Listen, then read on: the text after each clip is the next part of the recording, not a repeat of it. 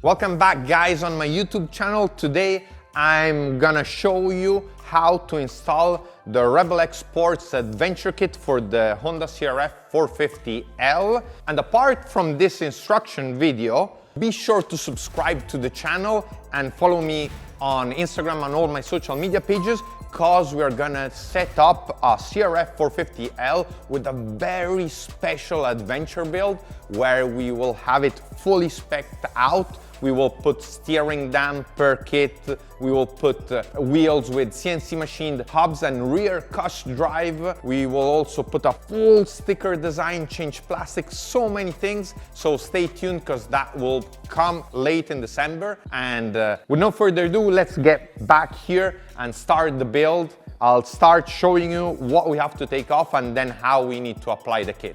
The first tool you'll need to start disassembling the OEM headlight is a tool like this, because it comes in really handy. A T-bar with 3 inserts. It has a 12mm, a 10 and an 8mm. On Japanese bikes, most of the bolts are 8 and 10 and some 12. So first thing we'll do, we will remove the 2 triple clamp bolts so that we can remove the headlight.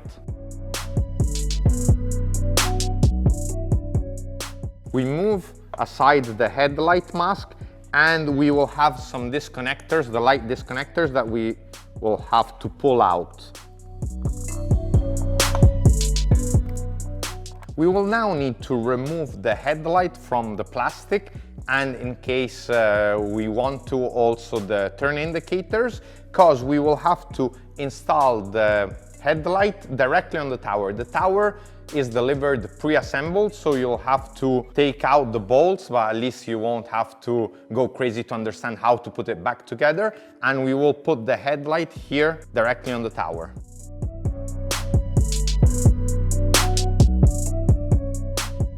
While you're removing the parts from the pre-assembled tower in order to install the headlight, when you take out this part, you will have a stainless steel switch with red LED and 2 USB ports with the voltmeter display. On the back, they have already the wires, but they haven't been connected. You'll have to choose how you want to connect them, because some people prefer to connect the main power wire that is included in the kit, connect that to the switch so that it can turn on and off all devices all together, or potentially you can add a second switch and wire this to turn on or off the voltmeter and the USB ports. But this is up to you, because everyone uses different devices. Some people will use this kit even to take part in rallies, so they will add a road book and a trip master. For this reason, you'll have to choose how you prefer to wire everything. But anyway, you know that thanks to our 4-way fuse box with LED error indicator, we will wire everything directly on the tower, so it will be always easy to access.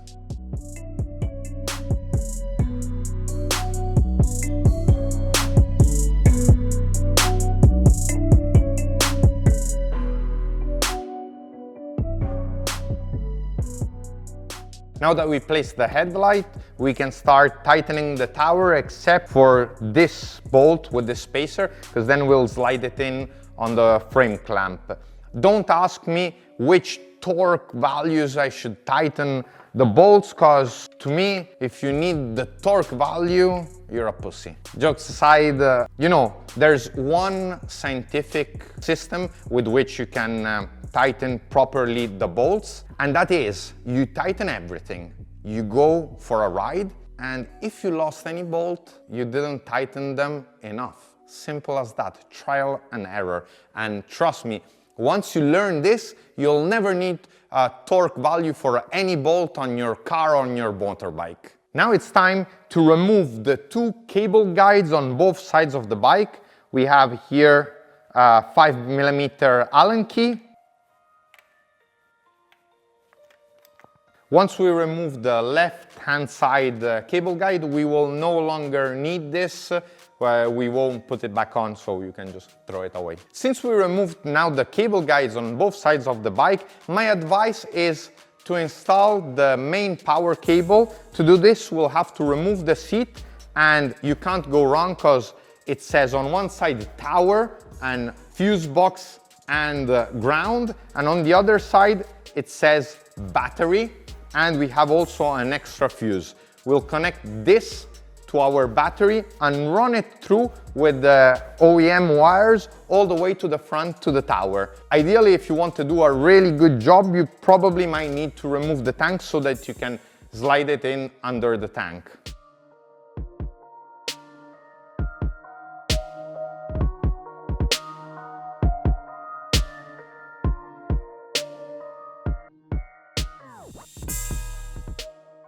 While you're connecting the wires to the battery, be sure not to put any fuse inside here. In this way, this will be much more safe because you won't have wires touching and you don't risk to burn anything. So just leave it off and you'll put the fuse only once everything is wired and you're ready to test.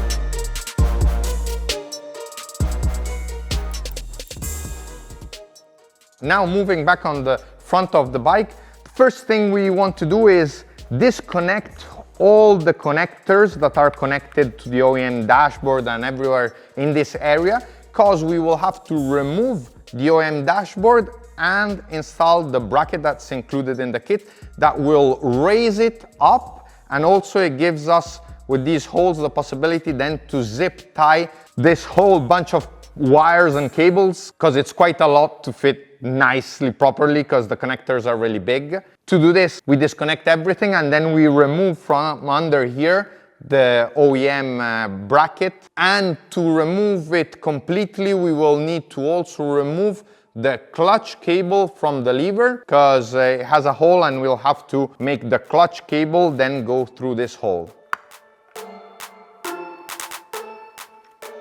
While taking apart all the connectors and wires, I usually place them here on the side because meanwhile that I work, I don't want any wire in the way, so you can place them here. And this little bracket, you can just take it off by hand, and also this you won't need anymore and you can completely remove. Time to remove the OEM dashboard and rubbers to put on the Rebel bracket.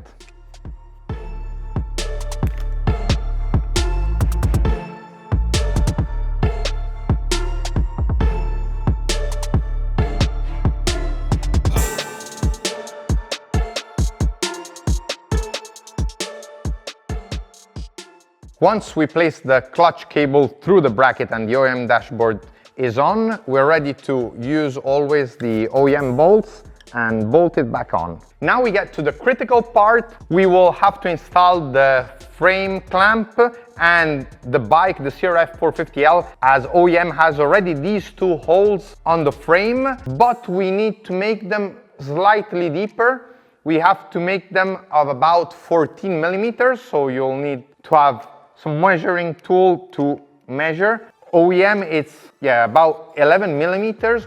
We'll need to drill 3 millimeters more, so take your time, get the drill bit and just drill a bit, then check and just continue like that.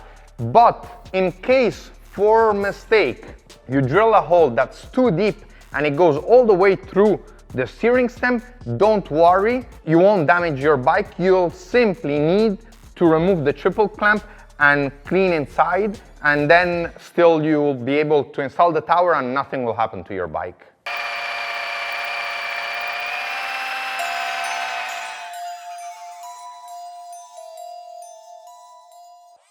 A quick notice: if you have pre-ordered back in October the Adventure Kit, you will receive these tools to tap and thread the frame in the box with your kit.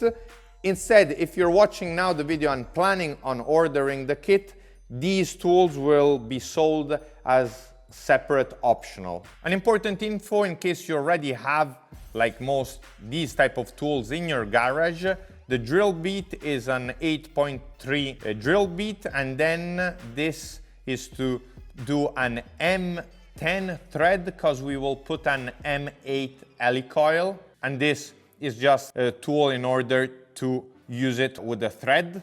But you can even use this type of tool. The only thing is you'll probably have to remove the key block. Once we drill the holes 14 millimeters, we'll get this tool, which is included in the kit, together with the thread, the tool we'll use to thread. And now it's very important that while you do this process, to check everything is perfectly straight, so that you're not sideways or up and down. You have to really be sure it's at 90 degrees going inside, because you want to thread everything properly. One quick advice, if you're a bit unsure on doing this and you don't feel really confident from a mechanical point of view, I advise you at least this part, make a mechanic or a workshop do it. Then the rest of the kit is really easy and it's all plug and play, but this process, it's better you don't get it wrong. Now that we've threaded the two holes, we are ready to put the helicoil. And the reason we chose this solution is because putting a bolt just on the aluminium, it wouldn't be as safe as using a steel helicoil. So this is much more resistant and you won't have to worry about anything. You'll get this small tool, put it through the helicoil, and we'll start inserting it by turning it clockwise. Once you inserted the helicoil all the way down, be sure it doesn't come up on the surface. It has to be slightly inwards, and then you're ready to bolt on the clamp. Now that we did this procedure on the frame, we are ready to install the frame clamp. But before you start asking in the comments, you see back here there is another CRF450L with the Nomad 20-liter tank. The reason for this is because a set of new side fairing panels will be developed exactly to fit and match the Nomad tank. When you will order your kit, it's important you specify if you are running the IMS 11.5 liter tank or the Nomad 20-liter tank, so that you will be provided with the correct fairing side panels. For the Nomad tank, it will take approximately still 3-4 weeks time to have the panels,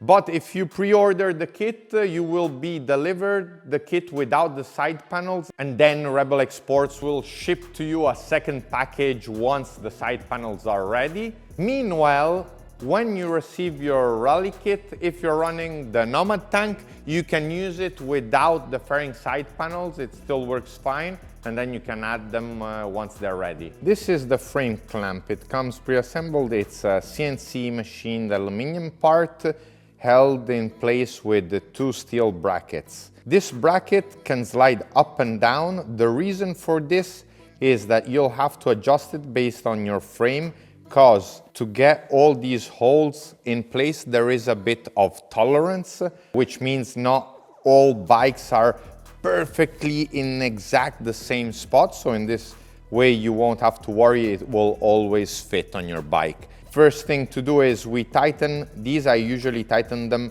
in the upper position, go to try, and if everything is fine, then tighten everything with some thread lock.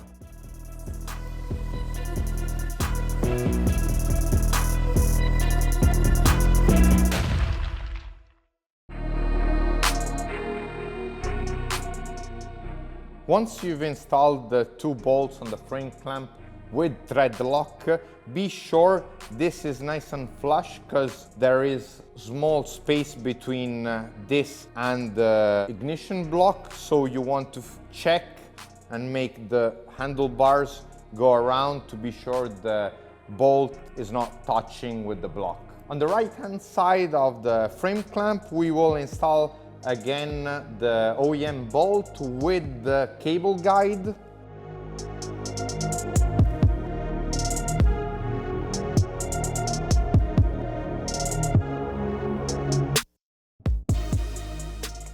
On the left hand side, we will put always the OEM bolt. I always advise you put thread lock.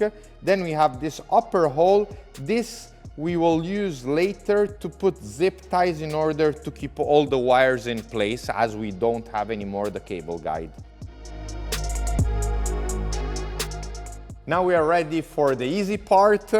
we will just install the full nav tower that's pre-assembled. My advice is that you place your instruments or anything you want to put on the tower before you put it on, so then everything will be easier and smoother to do. I placed here the RAM mount because we are gonna use then a smartphone bracket, and here the Zumo XT with this bracket, and later I will adjust the inclination once I sit on the bike. Get the tower, slide it on the clamp and put 2 bolts through.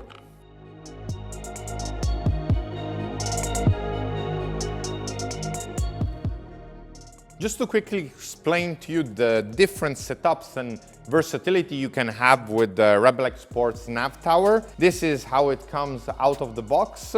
You can put here a Garmin, a RAM mount, or actually 2 RAM mounts. Or if you wish, you can use this bracket, which will let you adjust the inclination if you're gonna install the GPS direct with no RAM mount. But that's not all, because you can also put a roadbook holder, trip masters, speedo cap, and anything you need for rally racing, as you can see on the other bike. Furthermore, you have the placement here for a Baja Design Squadron extra light to put on, or any other light. In the front and behind the headlight, you have this flat bracket with all these holes, and that's for either a medical kit to fit inside here, or a tool bag, or your rain gear. As you can see now that we put the bolts through the frame clamp, there is a bit of play, so before tightening it, what I will do, I will push the tower up and then start tightening.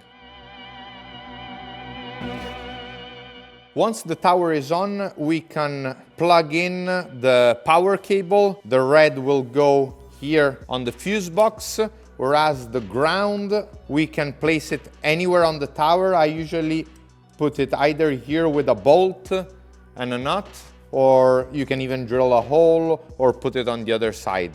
That's up to you. Then any device you want to wire, you will wire directly on the fuse box, and all the grounds will be wired together. Before moving on to the next steps, you can start wiring up all your devices. As there is really a big bunch of OEM cables coming out, now it's time to fix them neatly behind the OEM dashboard, plug in back the OEM dashboard connector, and just use zip ties and a lot of patience. As you all really want this video out, I won't have the time at the moment to fix all the wires neatly, but if you follow me on Instagram, I'll publish in the stories, in my Instagram stories, or maybe even in a post, once I've finished the build, how I fixed all the wires around with zip ties. Now let's move on to the fairing. We will now get the transparent windshield and the headlight mask. You can choose this either in white or black.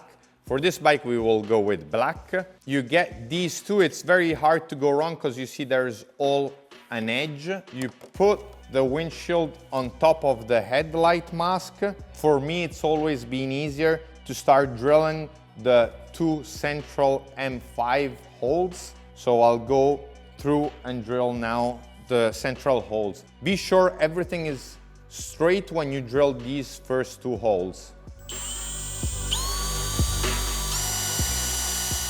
Once I drill the first hole, I'll get the bolt, put it through, and also the nut, so that all the other holes will be easier to drill.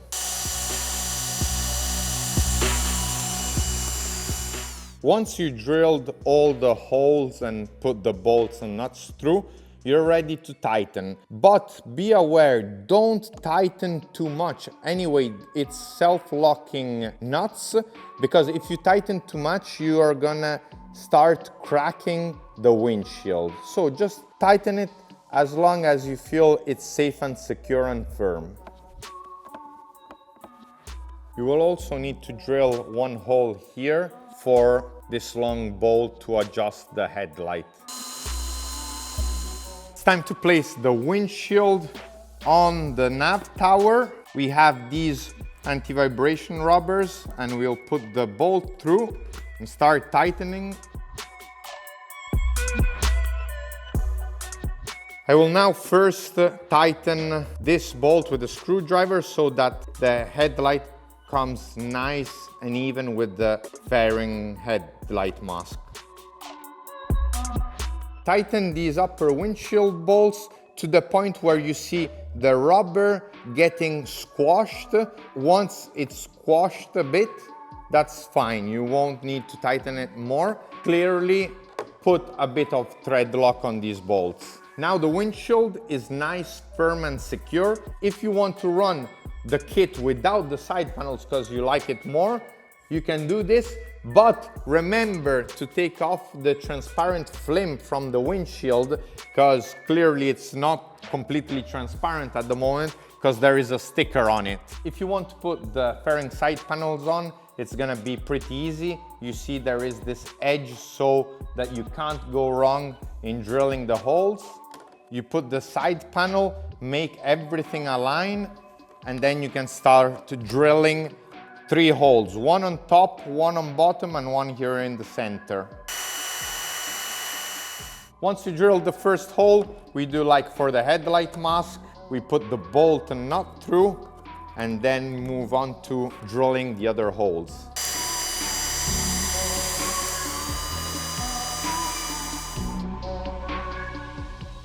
Like you may see, we install the full fairing, we tighten all the bolts, and everything goes in place and fits perfectly. It's already firm like this because it's almost not moving and it's against the tank, but to secure it, we will use this super strong adhesive Velcro. We will stick one side on the side panel and one side in the internal of the tank. Be sure to properly clean the surface before sticking them on, and then your fairing will be really sturdy.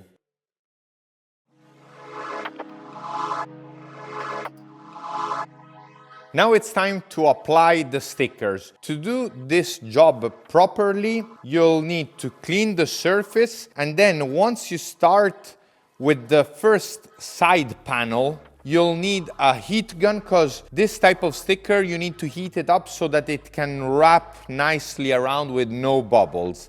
After we applied the side fairing panel stickers, we will remove the bolts and apply the headlight mask stickers.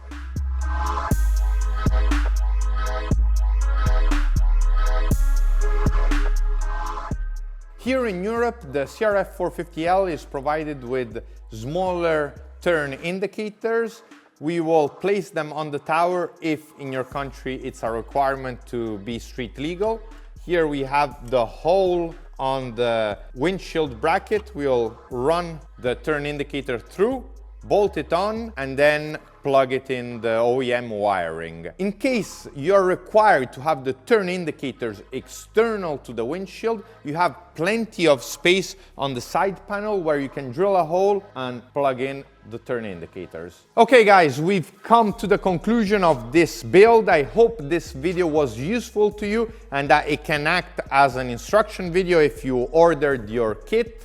If you're interested in more details about the adventure kit for the CRF450L, you'll find down in the description the direct link where also you can order it, but you can also order it through any Rebel distributor around the world. Be sure to subscribe and follow me on Instagram because I'll post in the stories. Once I've finished wiring everything, I'll make a small demonstration and also take a photo on how I place the wires. Now, time to move on to the next adventure build, and I'll see you in the next one. Ciao!